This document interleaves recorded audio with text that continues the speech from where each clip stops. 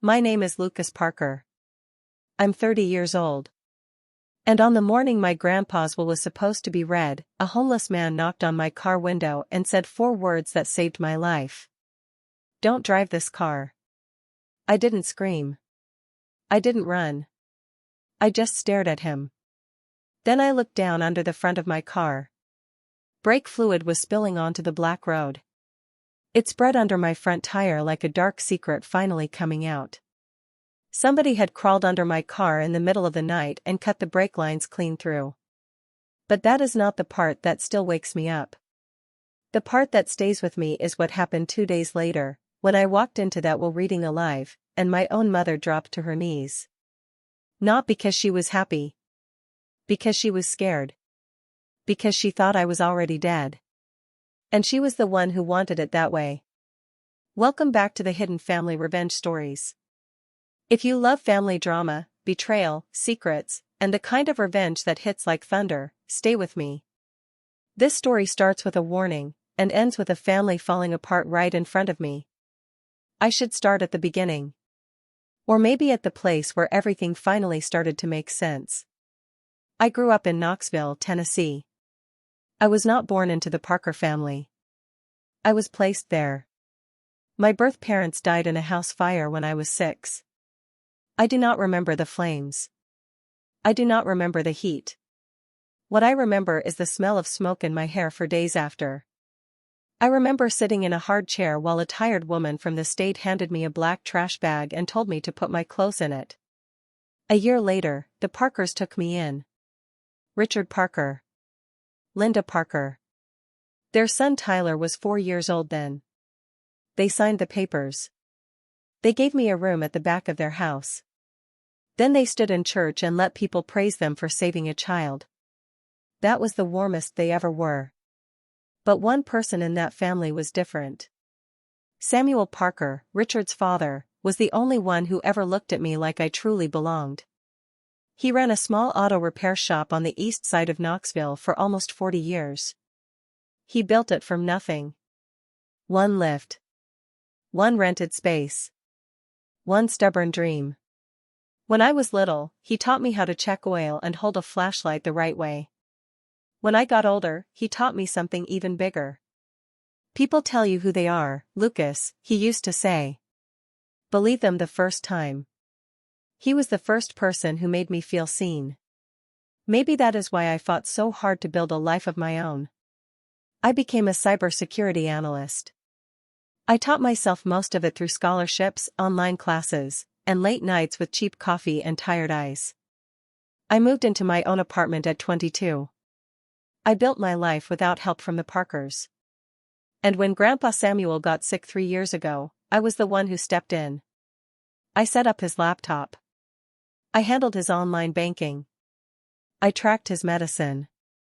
I drove him to appointments. I took notes when doctors talked too fast.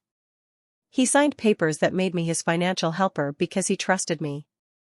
The week before he died, he handed me his silver pocket watch.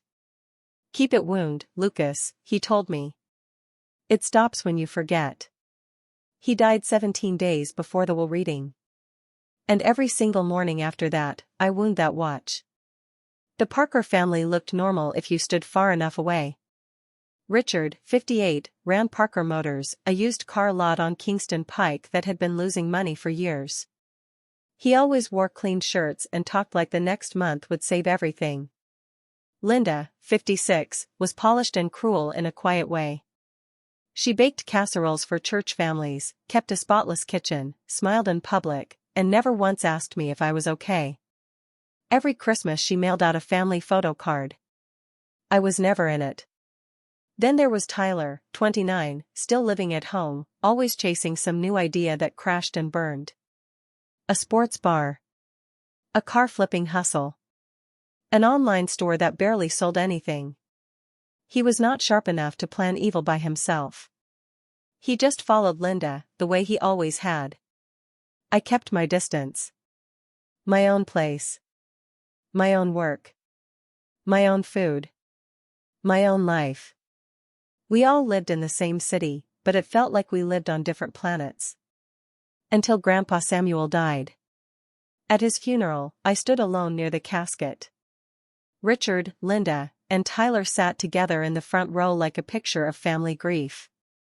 The pastor talked about Samuel's hard work, his big heart, and his love for family. After the service, Linda found me in the church hallway. She waited until everyone else passed by. Then she stepped close, so close I could smell her perfume. "You're not family," she whispered. "You never were. Don't expect anything from that will." I said nothing. I walked out to my car, shut the door, and sat there with Grandpa's pocket watch ticking against my chest. I did not cry. That came later. Or maybe it never came at all. Maybe something colder took its place. The night before the will reading, I sat at my kitchen table with my laptop open and coffee turning cold beside me. I was not looking through Grandpa Samuel's records because of the will. I was doing what I promised him I would do. Tie up loose ends. Make sure everything was clean. Make sure nothing got lost. That was when I saw it again. The pattern. Every 2 weeks. Always Tuesday. Money leaving Grandpa's main checking account. Sometimes 3,000. Sometimes almost 5. Always the same routing path. Always the same other account. L. Pierce. I had spotted it 6 weeks earlier while Samuel was still alive. Linda's maiden name was Pierce. I had traced it quietly and started a private file. The account was at a different bank in Knoxville. It had been opened about a year and a half after Grandpa gave Linda access to help with bills. I counted the transfers. 78 of them. 3 years. Total stolen, $247,000. I knew it before he died. I could have gone to the police then. I could have confronted Linda. I could have blown the whole family apart. But Samuel was in hospice. He was fading a little more every day.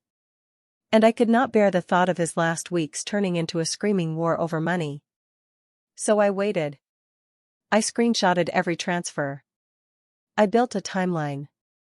I saved everything to an encrypted drive. In my work, you do not move before you have proof. That night I shut my laptop a little after midnight. The will reading was at 10 the next morning. I set my alarm for 7. I had no idea that the stolen money was the smallest part of what they had done. At 7:30 the next morning, I crossed my apartment parking lot with my keys in one hand and coffee in the other. The sky was bright. The air was cool. It looked like an ordinary morning. That was the lie.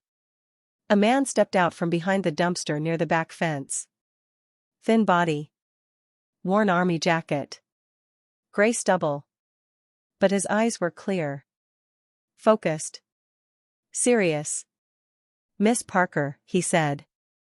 He knew my name. Then he gave me the warning. "Don't drive this car." I stopped cold.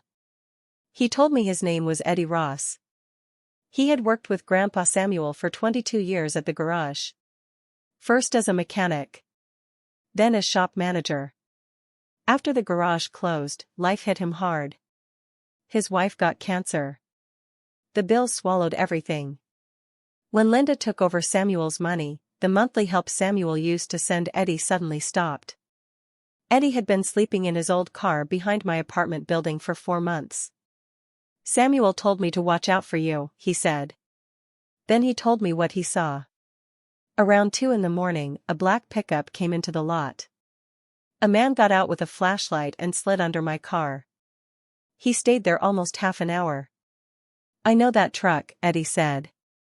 "It's your brother Tyler's." I crouched and looked. Brake fluid was already pooling under the front axle. Dark. Slick. Sharp smelling. The line was not worn. It was not old. It was sliced. I touched the ground next to the puddle. My fingers came back wet. The smell bit into my nose. Someone had broken my car on purpose. I stood up slowly. "Thank you, Eddie," I said. He nodded once. "Samuel asked me to." That was all. Most people would have called 911 right then. I called Cole Bennett. Cole was a licensed private investigator in Tennessee. I had worked with him before on a fraud case. He was calm, careful, and he understood how evidence had to be handled if we wanted it to stand up later. I told him everything. Cut brake lines. Witness saw Tyler. Will reading at 10. He listened. Then he asked, "What do you want to do?" I knew exactly what the simple move would be. Call the police. Report the car. Let them arrest Tyler if they could prove it. But that would split the case apart. The brake sabotage would go one way. The stolen money would go another way. Linda would act shocked. Richard would act clueless. And the truth would crawl through two slow systems while they covered their tracks. I needed it all to hit at once. I needed the theft and the murder attempt to crash together in the same room. And for that to happen, the Parkers had to believe I was already gone.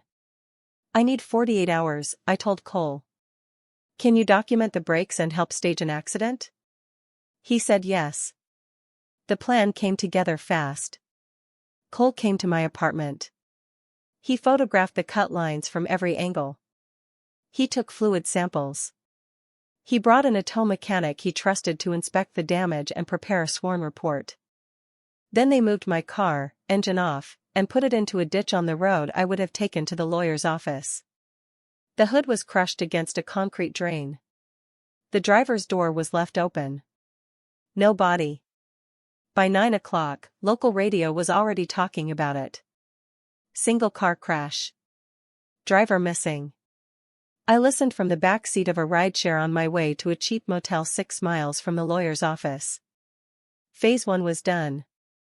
Cole parked across from the Parker house with a camera and waited. The news reached them around 11. He watched everything. No one called 911. No one rushed to the crash.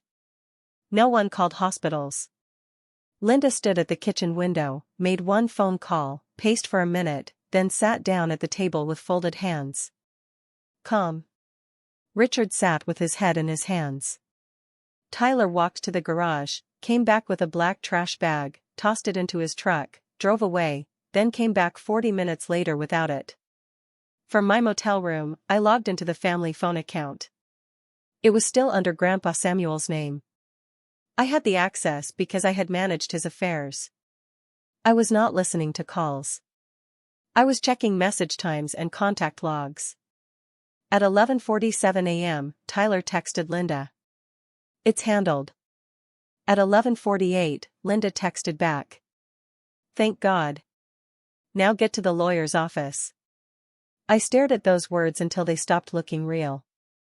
My brother had texted my mother about my death like he was confirming a grocery pickup. That was the moment something inside me turned to steel. I sat in that motel room with 2 screens glowing in front of me. On one side, Samuel's bank records. On the other, the photos Cole sent from outside the Parker house. Linda with no tears. Tyler with the trash bag. Richard frozen in his chair. 25 years. That was how long I had lived around those people. 25 years of being the girl in the back room. The girl left out of family photos. The girl reminded she did not belong. And now the one time they proved exactly how they saw me, they did it with cut brakes and silence. They did not even call a hospital. I could have broken then. Instead, I opened a new folder on my drive and named it Parker. If you have ever been treated like you were invisible until the day someone decided you were in the way, then you know why I could not stop there. I was done hoping. Now I was collecting. I organized everything. Financial timeline. Break photos. Witness notes. Text logs. Security times. Every file labeled. Every timestamp backed up twice. The will reading was postponed after the crash report. Then the lawyer called. Elaine Carter had been Grandpa Samuel's attorney for 30 years. She wrote his first papers back when the garage was still young. She heard about my accident and tried to call me. When she could not reach me, she reached Cole, whose number was still listed in Samuel's records. Cole patched her through to me. "Lucas," she said, voice shaking, "thank God. Are you hurt?"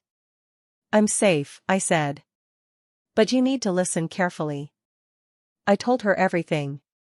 When I finished, she went quiet. Then she said something that changed everything. 2 months before Samuel died, he came to my office in a wheelchair. His mind was clear. He told me he had made mistakes trusting certain people. He changed the executor of his will from Richard to you. I closed my eyes. Grandpa knew. Maybe not every detail. Maybe not all of it. But he knew enough. Elaine kept talking. He also left a sealed letter. His instructions were very strict. It can only be opened if you are physically present at the will reading. If you are not there, it goes into a safe deposit box and stays there. "What's in it?" I asked. "I don't know," she said. "He sealed it himself." I asked her to reschedule the reading for 2 days later. "I'll be there," I said. Back in the motel room, I went deeper. L. Pierce was not just where the money landed. It was the center of everything. From that shell account, the money split into 3 paths. $140,000 went straight to Parker Motors to cover debt.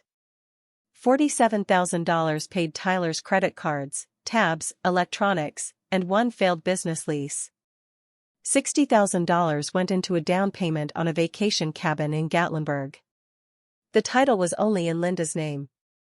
Not Richard's. Not both of theirs. Just Linda. If she had simply waited for the will, she would have gotten money legally. But greed never waits. Greed is panic wearing lipstick. Cole called with more.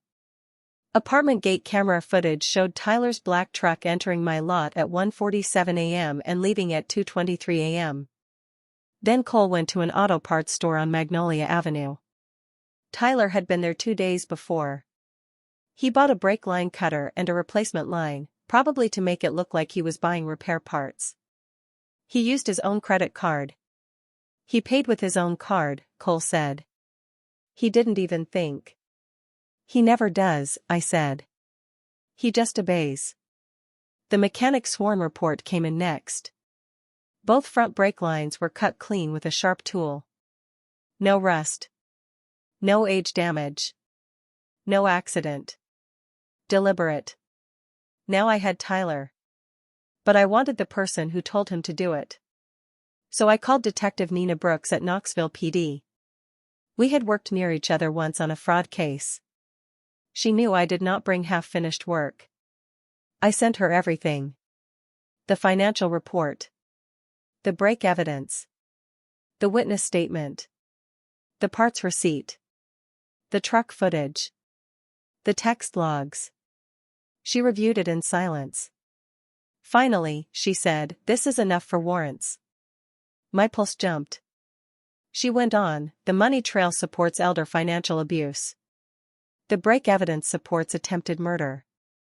But if you want all of them in one place when this moves, timing matters." "I know," I said. "The will reading is in 2 days. They'll all be there. Wait outside.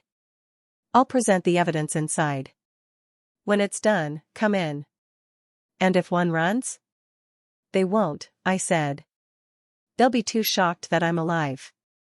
Nina got the warrants signed that afternoon and kept them sealed until my signal. 3 names. 3 lives about to crack open. That night I sat on the edge of the motel bed with the lights off. My laptop was closed for the first time in almost 2 days. In my hands was Grandpa Samuel's pocket watch. Tick. Tick. Tick. I could almost hear his voice. "Machines are honest, Lucas. They work or they don't. People hide the broken parts." I finally understood what he meant. He knew Linda was draining his accounts. He knew Richard was too weak to stop her. He trusted me to do what he could no longer do himself. Then I remembered something else. A letter. Grandpa had mailed one to my post office box a few days before he died. I had not checked my box in weeks. I texted Cole and asked him to pick it up for me in the morning. Then I put the watch on the nightstand and whispered into the dark, "Tomorrow, Grandpa." I slept 3 hours. It was enough. Cole brought the letter at 7. Cream paper. Grandpa's handwriting on the front.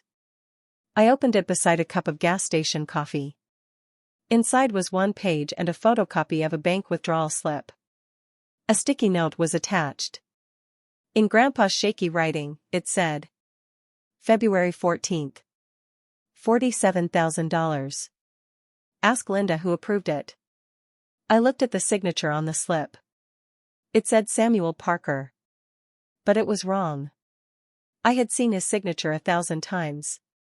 His S curved wider. His P dropped lower. This one was close, but not his. Under the note he had written, smaller this time. I didn't sign this. Check the others. My throat tightened. Even near the end, even sick and fading, he had been leaving me breadcrumbs. I scanned the letter and sent it to Detective Nina and to Elaine. Then I traced that February 14th withdrawal. It went straight into the real estate escrow account for Linda's Gatlinburg cabin. Linda had forged a dying man's signature to buy herself a mountain view. And that was not even the worst of it. In Grandpa's cloud files, the ones I helped him organize, I found a loan package from 14 months before his death. $340,000. Borrower, Richard Parker, doing business as Parker Motors. Collateral, Samuel Parker's house. Grandpa's home. The 4-bedroom house where he had lived for 41 years. There was a consent form at the bottom because the house was not Richard's to offer. It was Grandpa's. And the signature? Fake. Same wrong style. Same tight letters. Same liar's hand. Richard had signed away his father's home to keep his failing dealership alive. He knew. He had known all along. I added the loan papers to the report. Every layer I pulled back was uglier than the last. And every piece of it led to the same truth. They were willing to steal from Grandpa. They were willing to destroy his home. And when I got too close, they were willing to kill me. I spent the rest of that day building the final report. Clean. Sharp. Clear. 1 summary page. 1 full money timeline. 1 forgery section. 1 section on the shell account. 1 section on the brake sabotage. 1 section on their behavior after they thought I was dead. That evening I called Elaine. "I'll be there tomorrow," I said. "And I won't be walking in alone." She was quiet for a second. Then she said softly, "Samuel would be proud of you." I looked at the report on my screen. "He'd tell me to stop talking and finish the job," I said. The next morning, I dressed like I was putting on armor. Navy blazer. White blouse. Dark slacks. I placed Grandpa's pocket watch inside my blazer over my heart. Then I packed the briefcase in order. Report first. Letter next. Signature copies. Break photos. Everything ready. When I walked out to the parking lot, Eddie was waiting. He had shaved. He wore Grandpa Samuel's old corduroy jacket, the one I had given him the day before when we reviewed his statement. It hung loose on him, but he wore it with pride. "You saved my life," I told him. He shook his head. "Samuel saved mine first." Then he reminded me of something I already knew. Grandpa had hired him years ago when no one else would, after Eddie got out of prison for a bar fight in his 20s. "I don't care what you did," Samuel had told him. "I care what you do next." That sounded exactly like Grandpa. The drive downtown was quiet. Me. Cole. Eddie. 3 people in 1 car heading toward 3 others who had tried to erase me. Elaine Carter's office was on the 2nd floor of an old brick building on Gay Street. We got there at 9:40. 3 cars were already parked outside. Linda's silver SUV. Tyler's black pickup backed into the far corner. Richard's gray sedan parked crooked across the line. Even from the lot, I could feel nerves in the air. Cole checked his phone. Detective Nina is in place. I nodded. Eddie stayed downstairs in the lobby. I'll be right here, he said. I climbed the stairs slowly. At the top, I saw them through the glass. Linda looking at her phone. Richard staring at the table. Tyler bouncing his leg. Elaine waiting at the head of the room. I opened the door and stepped inside. The latch clicked behind me. Linda looked up first. Her phone slipped from her hand. Richard jerked so hard he knocked over his coffee. Tyler froze with his mouth open. No one spoke. I walked to the empty chair beside Elaine, set down my briefcase, opened it, and took out the folder. Good morning, I said. Then I looked at Elaine. Please begin. Still, not one of them asked if I was okay. Not Richard. Not Linda. Not Tyler. No one asked what happened on that road. No one asked if I was hurt. Because asking would mean showing concern. And concern would mean pretending they had not expected me to die. So they sat there in silence, staring at the woman they thought was gone. Elaine read the will in a calm, steady voice. Grandpa Samuel's estate included the house, his bank accounts, life insurance, and what was left from closing the garage years ago. After debts and taxes, the estate was worth about $555,000. The money would be split equally 3 ways. Richard Parker. Tyler Parker. Lucas Parker. About $185,000 each. I watched the room change. Linda let out a long breath.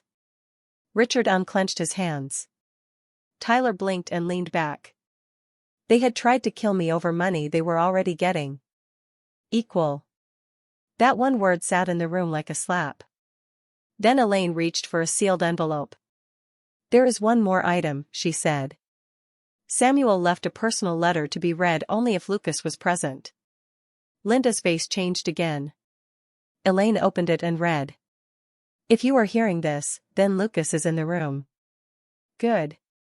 I built my life with honest work. I watched my money disappear for 3 years, little by little, like clockwork. I stayed quiet because I wanted to see if any of you would tell me the truth before I died. None of you did. I was wrong about 3 of you. I was right about 1. Lucas, if you are hearing this, then you came. I knew you would. I changed my executor to you because you are the only one I trust to do what is right, not what is easy. When Elaine finished, the room was so quiet I could hear the wall clock and Grandpa's pocket watch ticking against my chest. I slid my report into the center of the table. Grandpa was right, I said. And I can prove it. I walked them through it slowly. 78 stolen transfers. 3 years. $247,000 moved from Grandpa's account into one opened under Linda's maiden name, L. Pierce. From there, the money went to Parker Motors, Tyler's debts, and Linda's vacation cabin. Linda lifted her chin. That's nonsense. Samuel gave me access to help him. Helping with bills does not require a hidden account in your maiden name, I said. Those accounts are private. They are estate records now, I said. And I'm the executor. Linda pushed back her chair and stood. You have no right. You are not family. You never were. The same words as the funeral.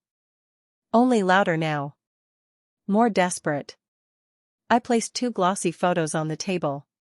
My cut brake lines. Dark fluid on black pavement. Then I laid down the February withdrawal slip next to a real sample of Grandpa Samuel's signature. This is his real signature, I said. And this is the fake one used to take $47,000. Richard's hand started shaking. I laid down the loan papers. This one is also fake, I said. You used your father's house as collateral for your debt, Richard. He opened his mouth, but no words came out. Tyler blurted first. I didn't touch the money. I don't know anything about bank stuff. No, I said. You did something else. I put the auto parts receipt in front of him. Then the camera stills of his truck entering and leaving my apartment. Then the mechanic report. Tyler's face drained white. Mom, he said, voice cracking, they had cameras. You said there weren't cameras. Linda snapped before she could stop herself. I told you to use cash. The whole room went dead. Even she knew what she had just done. Richard looked at me with red, wet eyes. I didn't know about the brakes, he said. I knew about the money. I knew what Linda was doing. But I didn't know she would go that far. I stared at him. You knew enough, I said. You forged loan papers. You watched your father be robbed while he was dying. You said nothing because it helped you. His shoulders fell. I thought I could fix it. Your business was drowning, I said. You were not fixing anything. Elaine slid a paper toward him and spoke in her careful lawyer voice.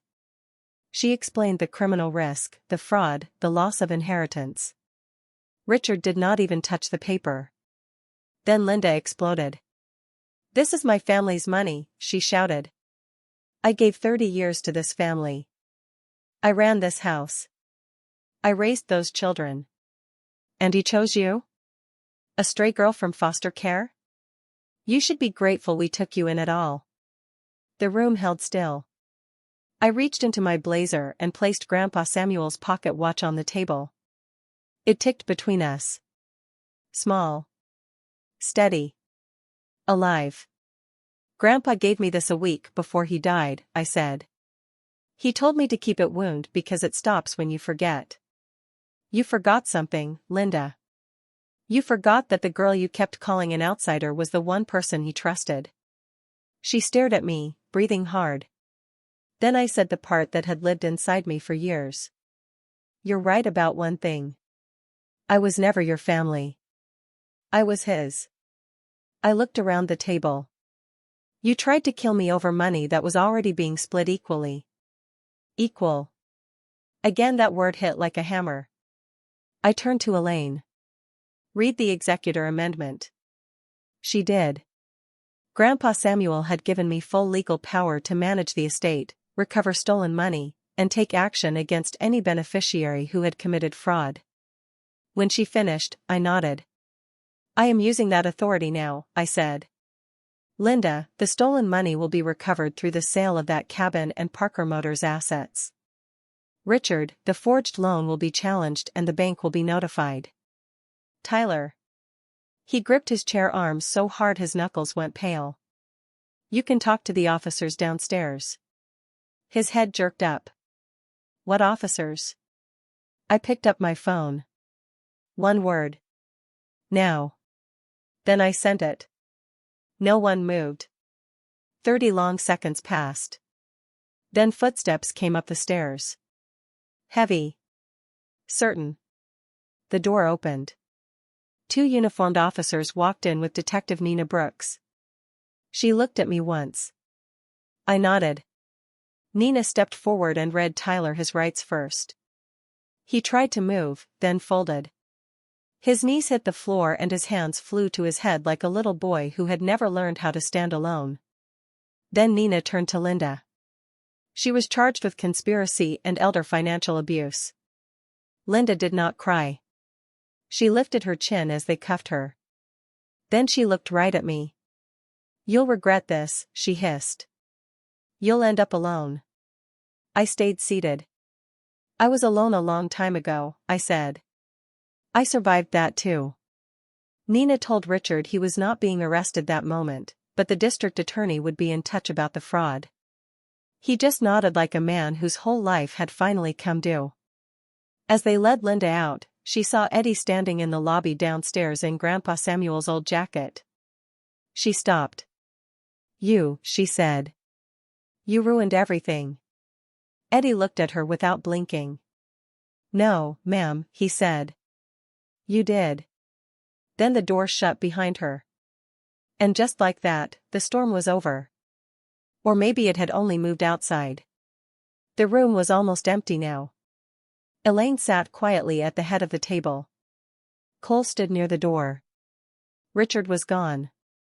I was still there. Elaine slid one more sealed envelope toward me. This one was just for me. I opened it carefully.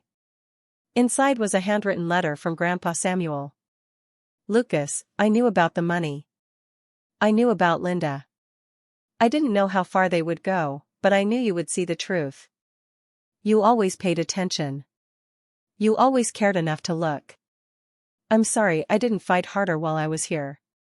I was tired, honey. But I made sure you would have what you need. The rest is up to you. Love, Grandpa. I folded the letter and tucked it into my blazer beside the watch. One thing still silent. One thing still ticking. Both his. Both close to my heart. Elaine handed me the final estate papers. I signed every page. Then I looked at her and said the same 2 words Tyler had texted when he thought I was dead. It's handled. This time, they meant something very different. She gave me a small smile. Yes, she said. It is. The legal part took time, like legal things always do. Linda stayed locked up after a judge refused to release her. Tyler was charged with attempted murder and could not pay bail. Richard made a deal. He told the truth about the money, the forged papers, and Linda's plan. He lost his inheritance. Parker Motors closed. The cars were sold off. Linda's Gatlinburg cabin was sold too, and the money went back into the estate. The fake loan tied to Grandpa Samuel's house was thrown out once the forgery proof reached the bank. The title cleared. The house became mine to manage, not because I grabbed for it, but because Grandpa trusted me with it. I distributed the estate the way he wanted. My share stayed with me. Richard's lost share went to local community programs Grandpa had supported for years. And Eddie Ross? I offered him work helping maintain the property while I turned part of the old place into a small cybersecurity and digital forensics office. He accepted. The apartment above the garage became his first real home in years. The day he moved in, he hung Grandpa Samuel's corduroy jacket by the door and smiled in a quiet way. Feels like he's still here, he said. It did.